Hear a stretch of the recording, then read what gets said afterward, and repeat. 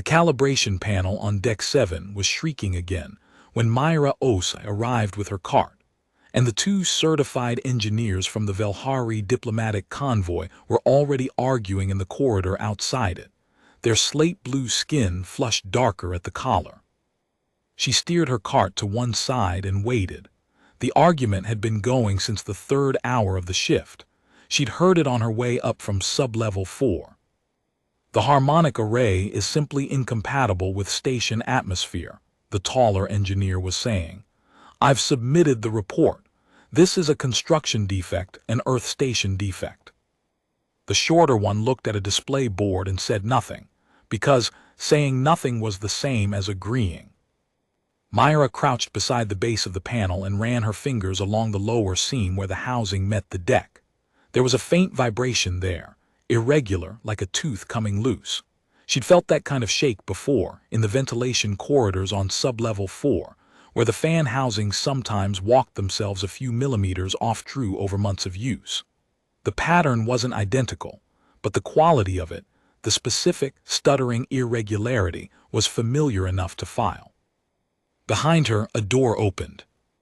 Envoy Thesson Vord of the Velhari 3rd House stepped into the corridor. He was senior enough that the two engineers stopped arguing immediately and instead studied the floor. He wore the deep violet sash of a minister plenipotentiary, and his eyes, pale gold, wide-set, slightly luminous in the corridor light, swept the hallway with the practiced patience of a man who has been disappointed many times and expects to be disappointed again. His gaze passed over Myra entirely. "Report," he said to the taller engineer. "Sir, the life support calibration array for the convoy's secondary medical bay is producing a resonance event that exceeds tolerable parameters. We cannot identify a correction pathway without replacement parts from Velhari Prime, which are 14 days out," Vord said. "Yes, sir." The envoy looked at the panel. The panel made a low grinding pulse, the kind of sound that sat at the edge of hearing and turned slowly into a headache. He pressed his fingers together. The convoy's secondary medical bay was life support for one person, the convoy physician, Elder Sesavith, who was 93 years old and required a finely calibrated atmospheric blend to manage a pulmonary condition. 14 days in an unregulated environment would not kill her, but it would not be kind. And it was the kind of unkindness that had a way of becoming serious without announcing itself. He turned to the taller engineer. "Have you contacted the station's engineering office?" "3 times, sir. They sent their senior atmospheric technician at the 2nd hour. He reviewed our schematics for 40 minutes and said the fault was on our end. He was correct that it's a Velhari spec issue, but he didn't have the tools to diagnose which component had drifted." "And the 3rd contact?" "They said they'd escalate. We've heard nothing." Vord's expression did not change, but the pale gold of his eyes went slightly flat, the way a light dims when a regulator fails. He turned toward the station liaison's office to find the human administrator.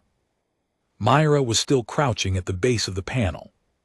She had her ear pressed to the housing. Vord paused. He looked at her properly for the first time, a young woman in a gray maintenance coverall, hair pulled back, a worn multi-tool clipped to her chest pocket. She was maybe 24. She looked like she cleaned things for a living, which, as far as Vord understood the function of such personnel, was correct. "What is she doing?" he asked the taller engineer quietly. The engineer glanced at Myra. "Maintenance, sir. She mops the corridor." Vord watched her for a moment. She had her fingertips pressed flat against the panel casing and her eyes closed, and she was making a very soft sound, not quite a hum, not quite a tone, more like a question directed at the metal. He walked past her toward the liaison's office. The station administrator's name was Akaro, and he had nothing useful to say. He confirmed the 14-day estimate. He'd spoken with the engineering office himself, he said. His senior tech's assessment was that the fault was internal to the Velhari system, which put it outside the station's maintenance jurisdiction. He offered a temporary atmospheric tent for the medical bay, which was an acceptable workaround but not a solution. He offered his sincere apologies in 3 different registers and implied, without quite saying so, that the convoy's engineers might want to consult a specialist firm on Hellion Station, only 9 days transit away. Vord thanked him with the specific brevity he reserved for conversations that had wasted his time, and went back down the corridor. The 2 Velhari engineers were still there. The panel was still shrieking, lower now, like something settling into a complaint. Myra was not there. Then Vord heard her. She was inside the secondary junction alcove, 3 meters down the corridor, a small, low-ceilinged space where the panel's internal wiring trunk connected to the station's main atmospheric grid. The alcove was not meant for people. It was meant for the automated maintenance crawlers that the station used for routine checks. Myra had folded herself into it sideways, her shoulder pressed against the trunk housing, and she was doing the same thing again, the fingertip pressure, the quiet sound. "She's not authorized to be in there," the shorter engineer said, though not very loudly. Vord held up a hand. He wanted to see what she was doing. Myra pulled a coupling from the trunk housing. It was a small thing, roughly circular, about the size of a hand, with a set of alignment grooves along the rim. She held it at eye level and turned it slowly in the corridor light. The grooves on one side had a faint wear pattern, not broken, not faulty, just seated 2 millimeters off true from a year of microvibration. The tolerance range for Velhari atmospheric systems was narrower than Earth station specs accounted for. Nobody had designed the connection point to drift. Nobody had thought to check it, because it was not a component that appeared on any diagnostic screen. It was a mechanical seat, passive, analog, the kind of part that only showed its problem to a hand pressed against it. She reseated the coupling. It clicked into place with a sound that Vord found irrationally satisfying. The panel stopped shrieking. The corridor went quiet in a way that felt slightly too large for the space. Myra backed out of the alcove, stood up, and brushed dust from her knee. She wrote something in her maintenance log, a paper log, he noted, not a digital one, the kind some of the older station hands kept, and clipped her multi-tool back to her pocket. The taller Velhari engineer stared at the panel display. The resonance reading had dropped to within normal parameters. He looked at it for a long time, the way a person looks at something they have been wrong about and cannot immediately find a new theory for. "That's it," he said, to no one in particular. Myra was already pulling her cart back into position. Vord crossed the corridor. He was not a man who made a habit of speaking to maintenance personnel. It was not a matter of contempt. He was not contemptuous, but the architecture of his days had simply never required it. Envoys spoke to administrators. Administrators spoke to supervisors. Supervisors presumably spoke to the people who mopped things. The structure was efficient and worked well enough that no one had ever had reason to question it. He stopped in front of her. "How did you know?" he asked. Myra looked up. She did not seem startled, which surprised him. Most station workers flinched slightly when an envoy addressed them directly. She just looked at him with the calm, straightforward attention of someone who had been listening to things vibrate for years, and had no particular energy left over for being nervous about rank. "The fan housings on Sub-4 do the same thing," she said. "Walk off Drew. You find the pitch of the shake, you find where it's loose." She paused. "Your coupling was seating to Earth station tolerance. Your system needs a tighter margin." Vord considered this. You could tell the required margin by sound. By feel mostly. She touched the side of her palm, the heel of her hand. The vibration changes quality. You learn what tight feels like. One of the Velhari engineers made a short sound, something between a cough and a syllable. Vord did not look at him. "Our engineers spent 3 hours on this," he said. Myra nodded, without judgment in it. They were looking at the display readings. The display doesn't catch a 2 millimeter seat drift. You have to put your hand on it. It was not said as a rebuke. It was said the way someone states the properties of a material accurately, without opinion. Vord was quiet for a moment. Behind him, he could hear the atmospheric system cycling back to full operation, the low, steady breath of a properly calibrated array. Elder Sesavith would have what she needed. The 14-day crisis had lasted, in the end, approximately 40 minutes. "Have you done this work long?" he asked. 6 years on the station, she said. Before that, HVAC on the Cape Town orbital platform. She picked up her mop. The corridor still needed mopping, apparently. The dispute and the engineers and the envoy had not changed that, and she began moving it in slow, even strokes. Platform systems are finicky.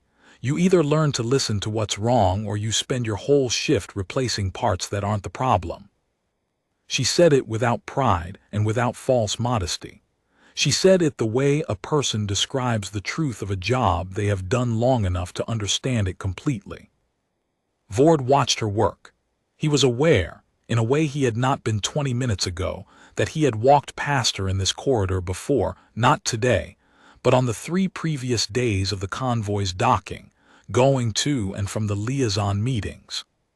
She had been there each time with her cart, moving through the periphery of his awareness the way furniture moves, the way the corridor walls move, the way anything moves that has been designated as background.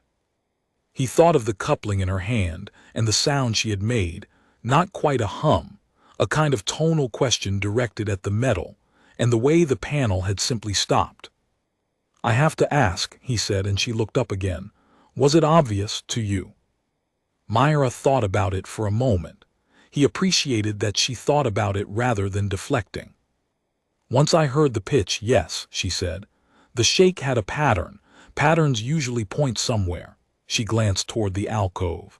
"I've heard that exact pattern in ventilation equipment maybe 40 times. I didn't know it would translate to your system, but the physics is the same." "The physics is the same," he repeated. "Metal vibrates the way it vibrates," she said. "Doesn't matter whose." He stood there for another moment, and he felt not ashamed, exactly, but aware of a gap in his understanding of something that turned out to matter. He had been the senior diplomat in the room, and he had walked past the answer 3 times.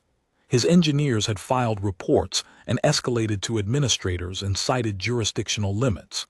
The station's senior tech had reviewed schematics for 40 minutes and declared the matter out of his purview, and the corridor had kept screaming. "Your name," he said. "Myra Osei." He made a small formal gesture, the kind the Velhari used when acknowledging a debt to a peer, not to a subordinate. He was not certain she recognized it, and he was not certain it mattered whether she did. It felt, regardless, like the correct thing to do. "Thank you, Myra Osei," he said, "on behalf of Elder Sesavith and this convoy." She nodded. There was no performance in it, no pleasure at being noticed, no particular surprise, no false humility that was really hunger for more recognition dressed up in a plain coat. She just nodded, the way a person nods when something true has been said and there is nothing left to add. Then she pulled her cart to the next section of corridor and got back to work. Vord stood for a moment in the quiet hallway, the atmospheric system breathing steady and even at his back, the panel display showing green for the first time in 3 days, and he thought about the word background and what it had meant to him that morning and what it meant to him now. He went to find the station administrator. He had a few things to say, specific things, about how the station's maintenance staff were assessed and whether their diagnostic observations were being collected and reviewed by anyone in a position to act on them. He had a strong feeling they were not. He had a feeling, based on nothing more than 40 minutes in a corridor on Deck 7, that this was a significant administrative oversight. Not because one coupling had been missed, that could happen in any system, to any engineer, but because the person most likely to have caught it sooner was the one whose input no one had thought to ask for. He was going to ask for it now. formally in writing with his seal on it. And when the convoy returned to Velhari Prime, he intended to include a recommendation in his mission report that diplomatic stations hosting Velhari convoys should, as a matter of protocol, consult their maintenance staff during technical fault assessments. Not their administrators, not their senior techs, the people with their hands on the machinery. It was, he thought, the least complicated thing he would write all year. The two engineers followed him at a respectful distance, neither of them speaking. The corridor behind them was clean and quiet and correctly pressurized, and Myra Osai had already moved to the next section, working in the unhurried way of someone who has more ground to cover and no particular need to be watched doing it.